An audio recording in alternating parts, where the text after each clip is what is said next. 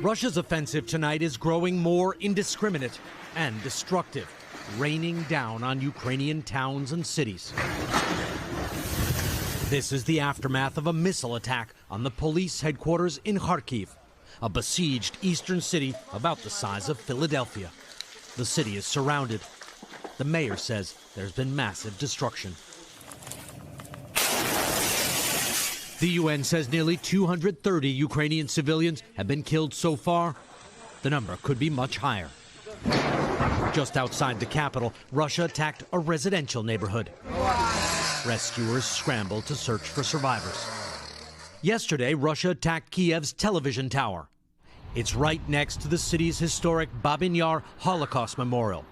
Russia claims its goal now is to overthrow Ukraine's government, calling it a new Nazi regime. Ukraine's Jewish President Zelensky accused Russia of distorting history and called on Jews around the world to come to the nation's defense.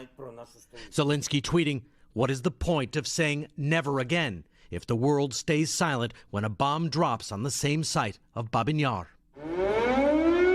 Tonight, a senior U.S. defense official says while Russia has increased missile and artillery attacks on the capital, a convoy heading toward the city is still stalled. But that Russian forces advancing from the south are making progress.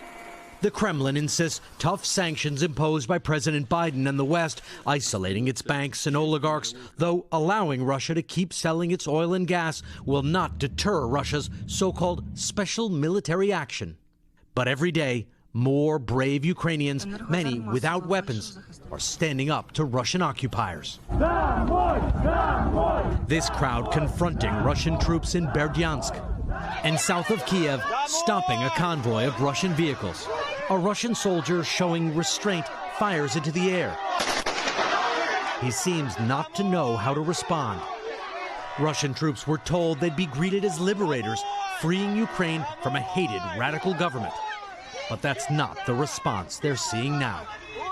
Both Ukraine and Russia have agreed to a second attempt at peace talks. But here in Kiev, they're not optimistic about a ceasefire. The mayor telling residents to stock up and be ready.